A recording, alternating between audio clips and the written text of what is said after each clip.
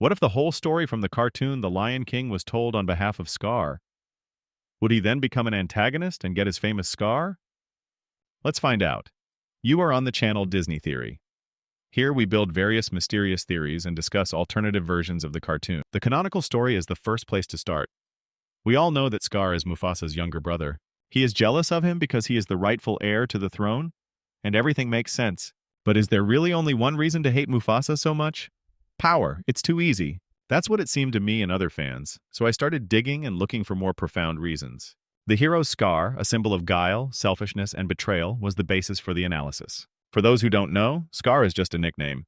In fact, the hero's name is Taki. In Swahili, the name means trash or waste, which tells us Scar's low status and pride.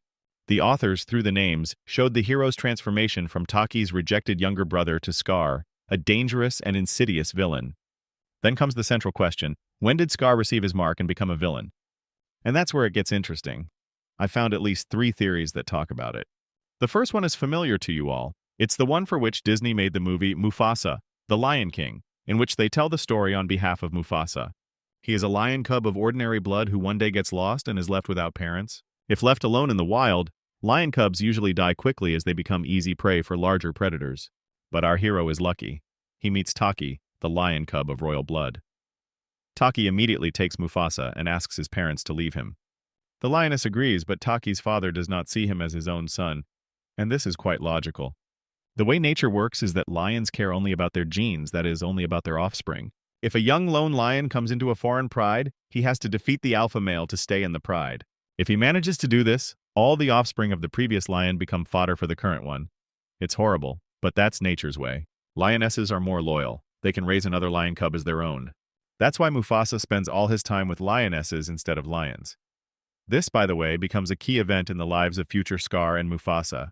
As Mufasa learns to hunt, he develops patience, discipline, physical strength, endurance, responsibility, and respect for nature.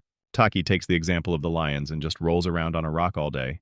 In the wild, lionesses bring prey, and lions protect them in case of danger. And if there's no danger, there's no reason to exert yourself. We feel the difference in the hero's abilities when they leave home alone and unprotected. We're not the only ones who feel it. Sarabi and Taki feel Mufasa has an advantage over the other lions. This leads Sarabi to choose a more muscular alpha male who can protect her and her future offspring. Thus, Taki has at least 2 more reasons to hate Mufasa, feeling second best and jealousy. The motive is no longer just based on a desire for power. This pushes Taki to Mufasa's first betrayal of Mufasa when he surrenders his brother to the outcast lion. But not even that makes him a villain. We are shown how brotherly love and the desire to be a hero are sprinkled in him at the last moment.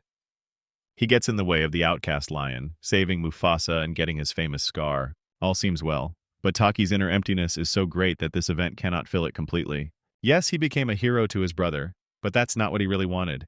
He always wanted to be a hero to his mother and father. Taki wanted their love and acceptance so severely that it became an unhealthy desire for power. Thanks to his father's example, he formed a chain in his head that if you have power, you are loved and respected by everyone. Since he didn't get full recognition from his father and love from his mother and missed the promised throne, he took it all by force. That's what the hero's scar really reflects, an inner emptiness and pain covered by guile and malice. Who knows how it would have been if the parents had paid equal attention to Mufasa and Taki. However, under the present circumstances, the latter does become Scar. If you want to know this story in all detail, write about it in your comments.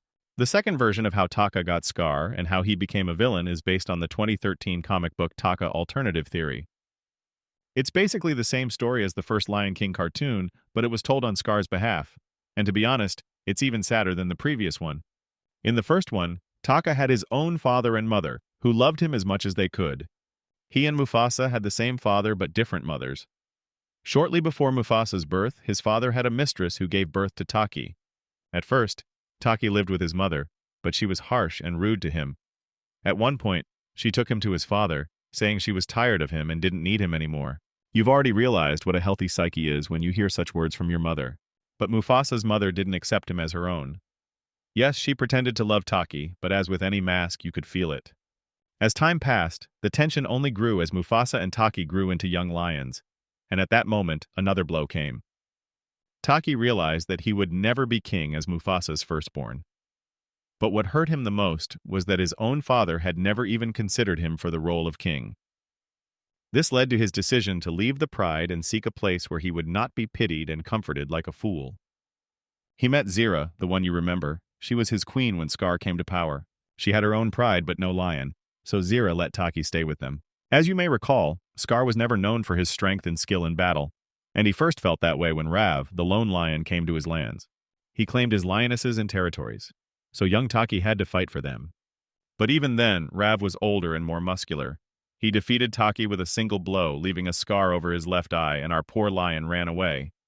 The same inner pain, insecurity, loneliness, and feeling that the whole world is against you breed more hatred and the desire to find the guilty party. Our psyche is so organized that it's easier to blame everyone around us than to take responsibility and try to change something first of all in ourselves. Taki's pain leads him to the only true belief that Mufasa is to blame for all his troubles and therefore he must disappear. In the second story, Taki becomes a villain and becomes the familiar Scar. If you want to know the whole story of the Lion King from Scar's side, write in the comments. I'll tell you how Scar devised his plan to destroy Mufasa and Simba, what happened with the pride when Simba lived in the jungle with Timon and Pumbaa, and how Scar met with hyenas. In general, there are a lot of interesting details that coolly complement the main story. We move on to the third theory, which is based on the 1994 book 6 New Adventures. There are 6 stories, and the first one tells us how Scar got his mark. The beginning is quite similar. Mufasa is Taki's sibling and older brother, and their father is the king of the Pride Lands. In the beginning, it says that Ahadi, their father, spent more time with Mufasa as he was the future king and had to be taught everything. Taki was jealous of such attention, which made him dislike his brother and prevented him from finding a common language with his father. Everything worsened at the moment when the brothers grew up and were ready for a full-fledged hunt. Their father had promised to take them hunting, but if Mufasa could do it. When it came to Taki, there was always something more urgent to do. So it was on the day Taki was scarred. In the morning, animals came to the king, hoping he would solve their problems. The land was dry and desolate then. There was barely enough water and food for everyone. So Ahadi once again broke his promise and didn't go hunting with Taka and Mufasa. This infuriated and embittered his younger brother even more, so he decided to call Mufasa and go hunting alone. But not for nothing. He planned to make his brother look like a loser so their father could see Taka as a pretender to the throne. Back then, the most important rule was not to hunt for fun, but only for hunger. That's what Taka decided to play. He and Mufasa went to the last dry water hole guarded by the buffalo Rogan. Many animals complained that he would not let them near the water. Taki convinced Mufasa that if they could persuade Rogan to leave, they could help their father. Everything would have gone smoothly, but Taki began encouraging the buffalo to fight the future king with Mufasa. As a result, Rogan chased after his older brother in a rage. But with some cunning, Mufasa managed to drive him into a ravine and remain unharmed. Not so for his younger brother. His plan backfired on him. While Mufasa was fleeing from one buffalo, Taki was attacked by all the others. He tried to escape but stumbled, and the biggest buffalo hit him with its sharp, crooked horn. He survived, but as you can guess, after that he got a scar on his left eye. At the end of this story, 2 exciting phrases make you think. The first one has a deep symbolic meaning and sounds like a son's path begins with his father's footsteps.